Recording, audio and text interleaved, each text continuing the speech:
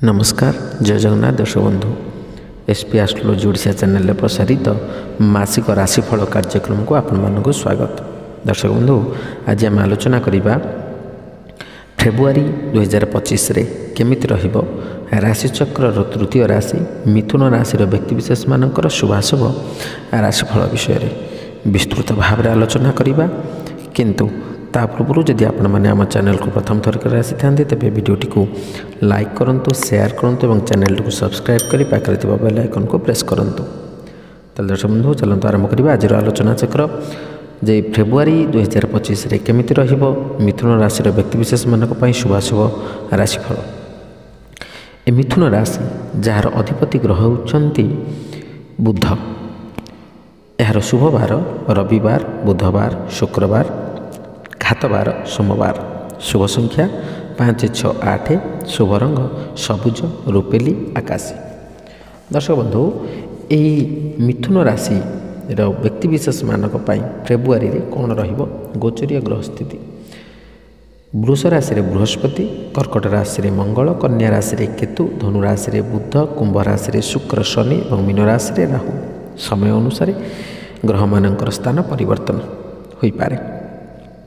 दर्शक बंधु यही गोचरीय ग्रह स्थिति को नजर रखी आम यह विचार करिपरिबा जे एही मास मिथुन राशि लोकों उत्थान पतन दे गति करिवो। क्यारियर दृष्टि यही मास समान रहिबो। मासर आरंभ में राहु और शुक्र दशम घरे रहिबे, जहाद्वारा आपण कार्यक्षेत्र में खुशी रे निजर काम करिवे और निजर कार्य को नहीं निजे उत्साहित मध्य रहिबे।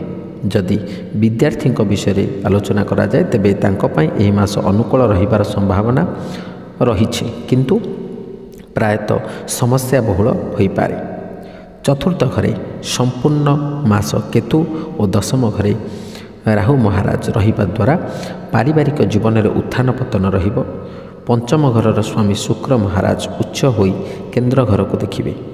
तांको सहित राहु महाराज रहिबे, जहा फल आपणकर प्रेम जीवन भल रहिबो।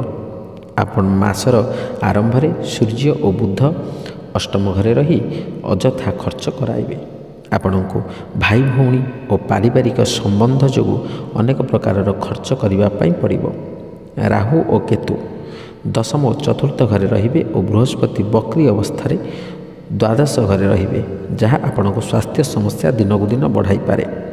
आपण को स्वयं ठीक रहिबा पाई नियमित मेडिकल जांच कराइबा उचित और कौन समस्या हेले चिकित्सक को संपर्क करने उचित। दर्शक बंधु ये तो थिला सामूहिक भाव में फलाफल। एवं आम देखा जो दुईटी महत्वपूर्ण ग्रह और जो दुईटी ग्रह को नहीं आम विचार करती यही राशिफल विषय से दुईटी महत्वपूर्ण ग्रह होउछन्ति बृहस्पति और शनि।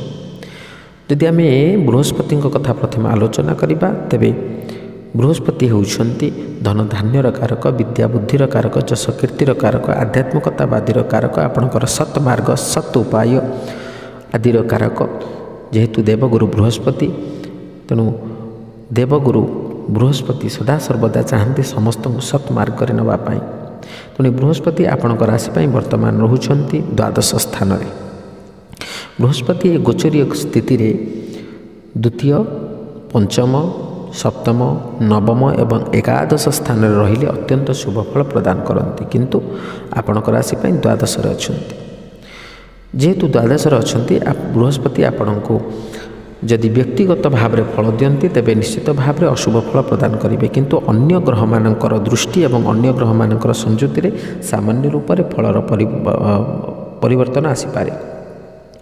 जो माने व्यवसाय वाणिज्य क्षेत्र में अच्छी से यही समय मध्य द्वादश बृहस्पति अनेक क्षति साधन करिपारନ୍ତି। आकस्मिक भाव में धन व्यय हो पारे, आपणकर लाभर परिमाण कमी जाइपारे, आय ठारू व्यय अधिक हेब एवं आपणकर संचय परिमाण शून्य होइबो। एवं जदि आपण शेयर रे करूछंती बा पार्टनरशिप रे बिजनेस करूछंती तेबे आपणकर पार्टनर आपण को धोखा दे पारे एवं यही समस्या नहीं आपण चिंतित रही पारंती। आपणकर अर्थ मध्य अधिकरू अधिक खर्च हो पारे। एवं जदि आपण शेयर मार्केट रे अर्थ विनियोग करूछंती बा ट्रेडिंग करूछंती तेबे ए समय आपण सामान्य धैर्यर सहित अपेक्षा करंतु कारण ए समय आपणकर शेयर गुड़िक धीरे धीरे कमी जाइपारे बा आपण क्षतिर सम्मुखीन हो पारती एवं जो माने आध्यात्मिकवादी अच्छा बा आध्यात्मिक क्षेत्र अच्छा से आध्यात्मिक दिगरु सामान्य रूप से मन निवृत्त हो पारे एवं अन्यान्य क्षेत्र में मनोनिवेश करेंगे जो मानसिक अशांति बढ़ शारीरिक क्षेत्र में आपणकर अवनति घटव शारीरिक अवस्था बा आपणकर विभिन्न प्रकार रोग द्वारा आप पीड़ित हो तेणु देखा गले आपणकर मानसिक स्थिति भल रही एवं विद्यार्थी माने इस समय मध्य विद्या क्षेत्र में सामान्य अनाग्रही हेबे परिश्रम करने इच्छा प्रकाश करेंगे ना पाठ पढ़ार मन लगे ना अन्यान्य क्षेत्र में मनोनिवेश करेंगे जो कारण पाठपढ़ा क्षेत्र आग्रह धीरे धीरे कमिज किंतु निरंतर भाव में जदि परिश्रम करेंगे तो निश्चित भाव में आप शुभफल प्राप्त करें।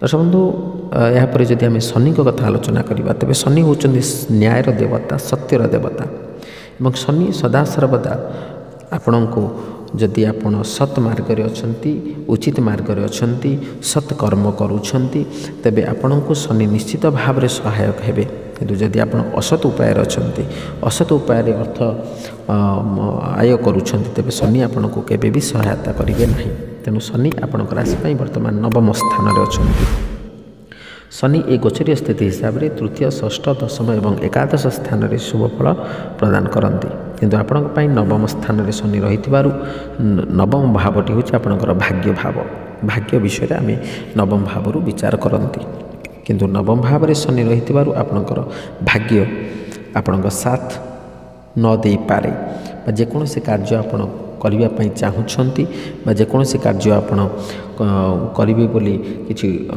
प्री प्लानिंग करुँच से सामान्य रूप से समस्या आसीपे एवं से समस्या कारण आपण से कार्य विरत हो पारती एवं जो मैंने कर्मक्षेत्र अच्छा से कार्यदक्षता को नहीं उच्चपदस्थ कर्मचारी माने